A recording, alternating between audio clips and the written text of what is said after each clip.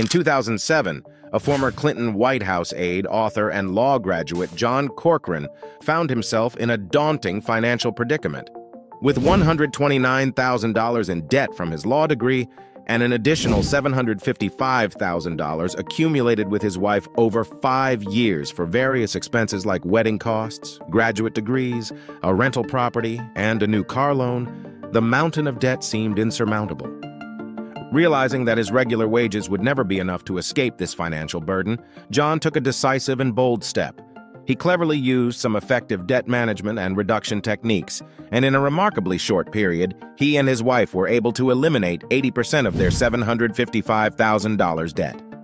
This turnaround in John's financial situation brings us to the crucial topic of debt management and reduction techniques.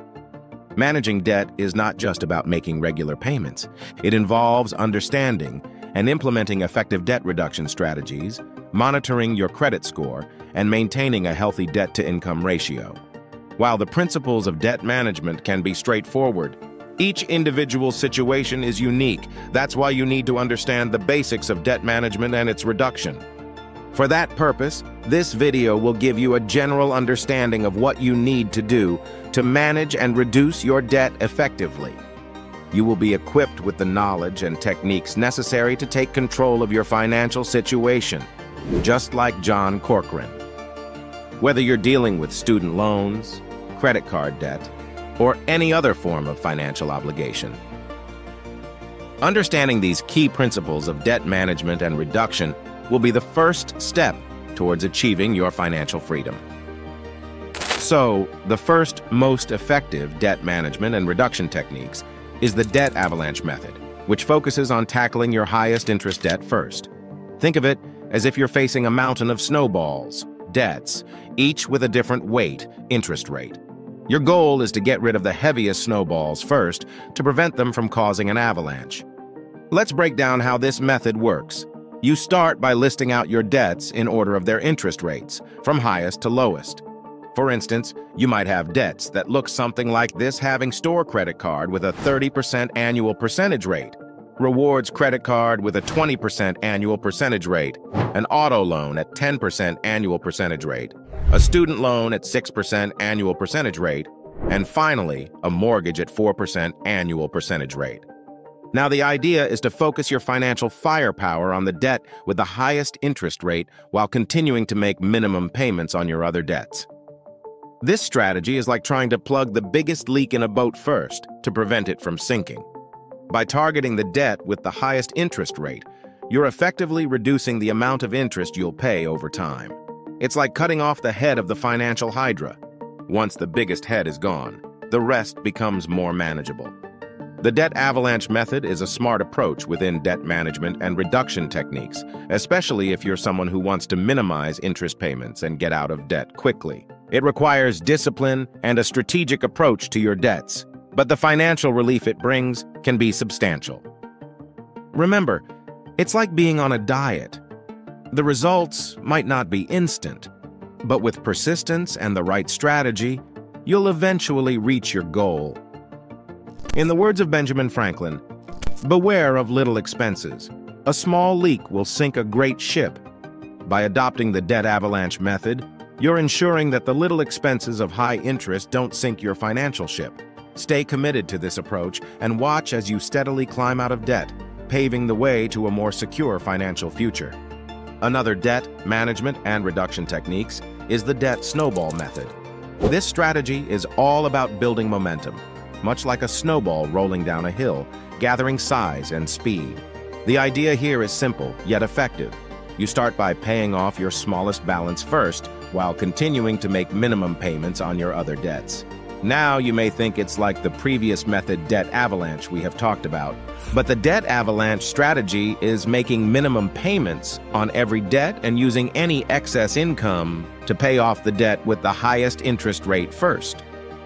On the other hand, the debt snowball approach is making minimum payments on every debt, then paying off the smaller obligations before moving on to larger ones.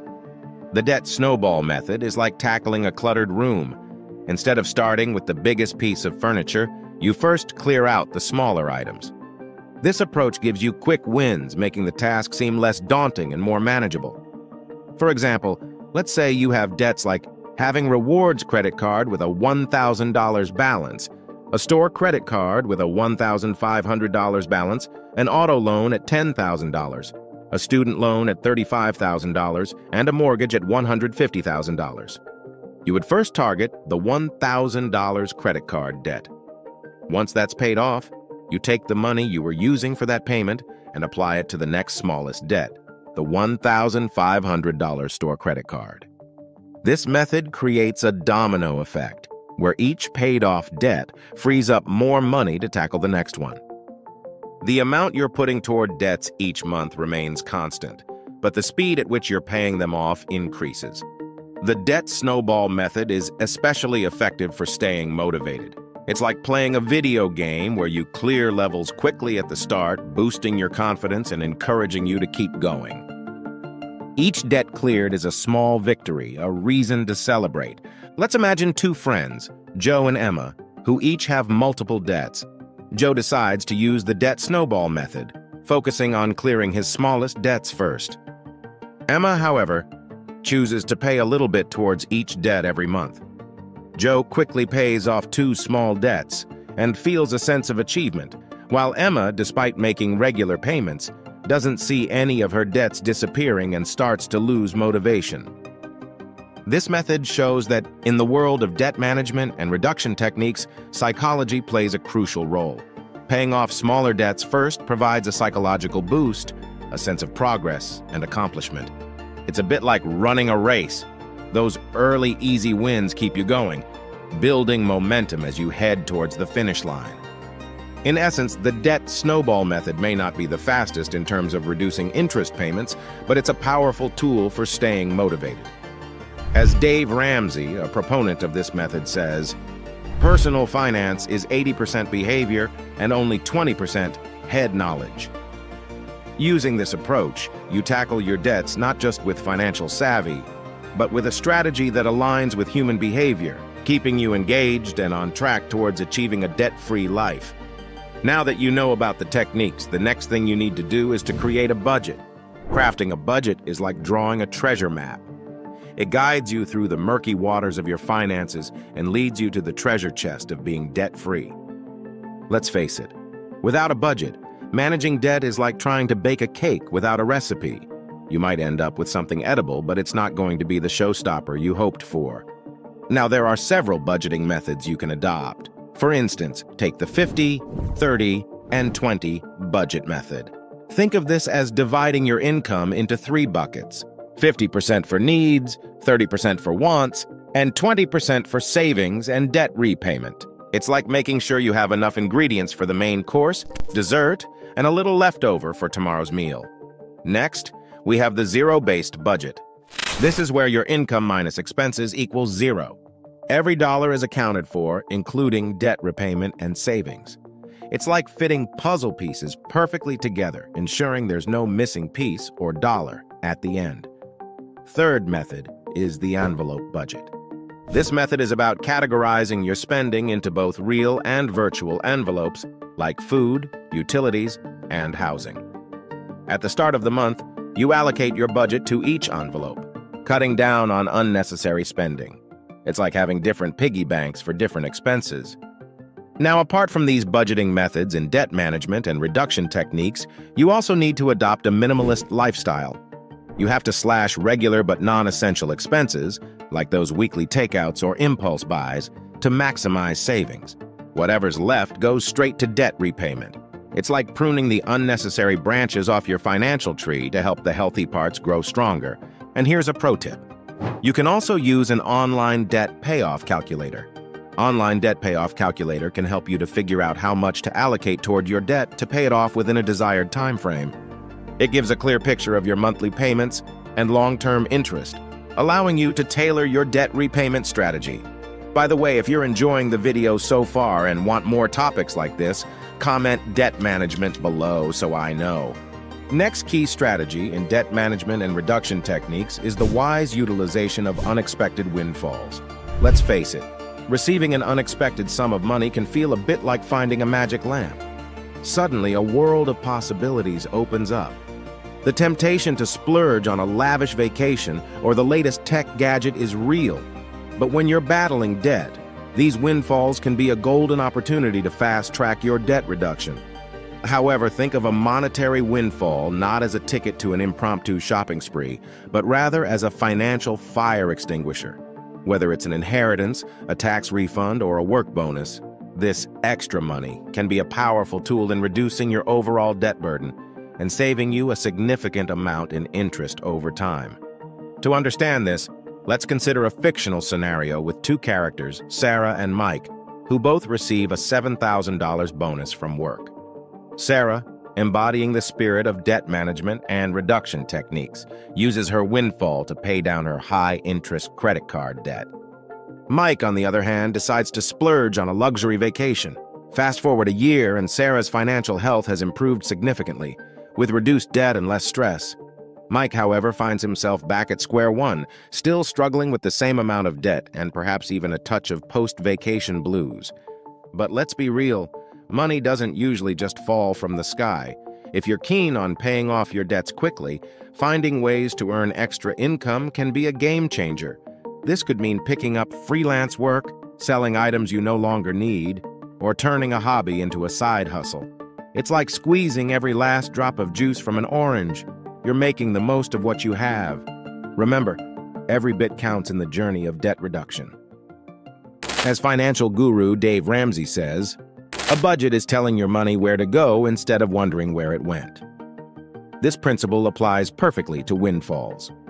By directing these unexpected funds towards debt reduction, you're not only making a smart financial move, but you're also paving the way for a more secure and stress-free financial future.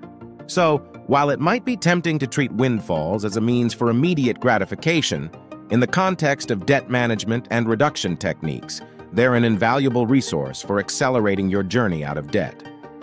By dedicating these funds to debt repayment, you're taking a significant step towards financial freedom and peace of mind. So the next time fortune smiles upon you, remember that the most rewarding investment could be in your financial health. Moving forward, the next debt management and reduction techniques is debt consolidation with a personal loan. It is like using a Swiss Army knife. It's a versatile solution that can simplify your debt repayment process. The idea behind this method is to combine multiple debts into a single loan, ideally with a lower interest rate, making it easier to manage and pay off your debt. Let's break it down. A debt consolidation loan allows you to repay your existing debts, whether they're credit cards, medical bills, or other loans, and replace them with one consolidated loan. This approach is similar to herding cats. You're taking several unruly elements and bringing them under one roof for better control. When you consolidate your debts, you're aiming for a loan with a lower annual percentage rate, APR, than what you're currently paying. It's like swapping out a high-interest credit card for a lower-interest personal loan. Now, let's dive into a fictional scenario to illustrate this technique in action. Imagine two friends, Tom and Jerry. Tom has multiple credit card debts with varying high-interest rates, making his monthly payments feel like a juggling act. Jerry, on the other hand, opts for a debt consolidation loan, combining all his debts into one with a lower interest rate. Over time, Jerry finds managing his debt much more straightforward with just one monthly payment, and he saves money on interest. Tom, still juggling his multiple high-interest debts, starts to realize he might need to follow Jerry's lead. But there's another side to this coin: balance transfer credit cards.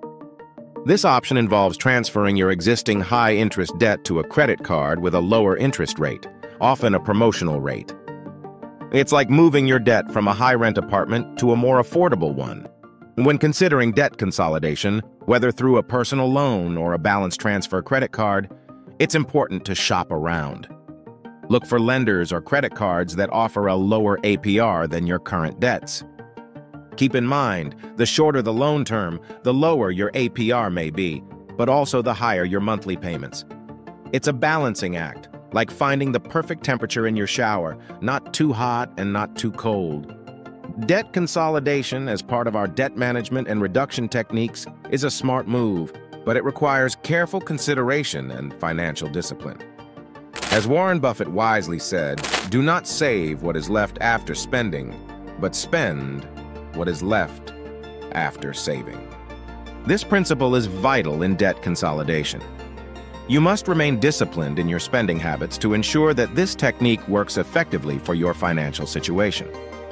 Overall, debt consolidation, whether through a personal loan or a balance transfer credit card, simplifies your debt repayment process. It helps you focus on a single payment with a potentially lower interest rate, making your journey out of debt more manageable and less stressful.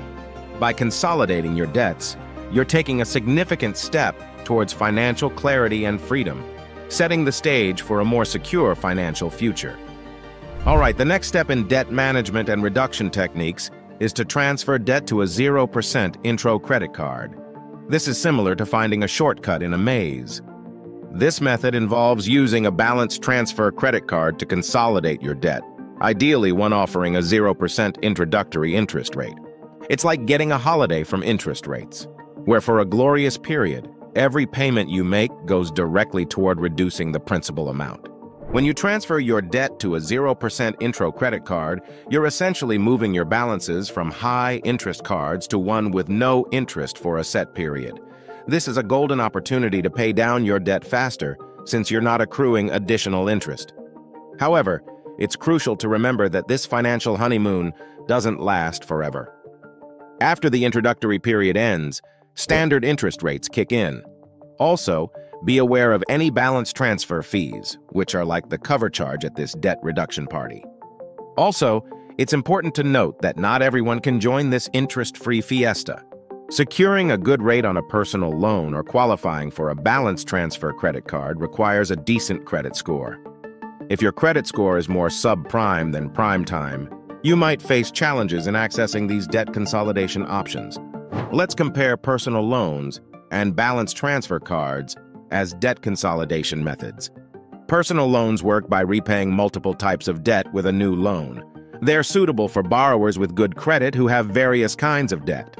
The benefits include fixed APR and monthly payments, potentially lower APRs than your current debts, and the ability to consolidate many types of debt. However, the risks include potential origination fees and prepayment penalties, and APRs can vary widely depending on your credit score. Balance transfer cards allow transferring the balance of one or multiple credit cards to a new card with better terms, ideally a 0% intro APR. They're best for borrowers with good to excellent credit who can pay off the debt within the intro period. The benefits include a chance to pay off debt at 0% APR and consolidate credit card statements in one place. However, risks include interest charges on any remaining balance post-intro period and limited consolidation to credit card debt only. Not all borrowers will qualify. In debt management and reduction techniques, balance transfers and personal loans are like two different boats. Each can help you navigate the debt sea, but you need to choose the one that suits your financial situation best. Remember, the goal is to use these tools to effectively reduce and manage your debt, steering your financial ship towards the calmer waters of stability and peace of mind. The next step you can do is to use a cash-out refinance to put money toward debt. And among the various debt management and reduction techniques, using a cash-out refinance is like discovering a secret compartment in your house filled with cash. This method is particularly useful for homeowners who have built equity in their homes. It's a bit like having a big piggy bank. Over the years, as you pay your mortgage, you're filling it up. A cash-out refinance allows you to break open this piggy bank and use the money to tackle your debts. Here's how it works in a nutshell. If you've been diligently paying your mortgage, you've likely accumulated some equity in your home. This equity is essentially the part of your home you truly own, the difference between its value and how much you still owe on the mortgage. A cash-out refinance lets you borrow against this equity. It's like getting a new mortgage for more than you owe and pocketing the difference in cash, which you can then use to pay off debts. Let's consider an example. Suppose your home is valued at $500,000 and you still owe $250,000 on your mortgage. This means you have $250,000 in home equity. Typically, lenders will allow you to borrow up to 80% of your home's value. In this scenario, you could potentially borrow up to $150,000 against your home's equity to clear your debts. However, it's crucial to remember that this technique comes with its risks. When you opt for a cash-out refinance, you're essentially putting your home on the line as collateral. It's like playing a financial game of Jenga. Remove too many blocks, take on too much debt against your home, and the whole tower, your financial stability, might topple over. Let's paint a fictional scenario to illustrate this point. Meet Laura and Kevin, both homeowners with considerable home equity. Laura decides to use a cash-out refinance to pay off her high-interest credit card debt, while Kevin opts to keep chipping away at his debt without touching his home equity. Laura enjoys immediate relief from her credit card debts, but she also increases her mortgage obligations.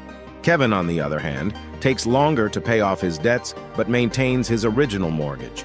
If Laura faces financial difficulties in the future, she risks losing her home, while Kevin's home remains secure. In the grand scheme of debt management and reduction techniques, a cash-out refinance can be a powerful tool, but it must be wielded with caution. It's like having a powerful sports car. It can get you to your destination much faster, but you need to drive responsibly to avoid a crash. To sum up, using a cash-out refinance offers a potentially large sum to pay off debts, but it comes with the significant risk of using your home as collateral. It's a strategic move that requires careful consideration and a clear understanding of the risks involved. As with any financial decision, it's crucial to weigh the pros and cons and consider how it fits into your overall debt management strategy.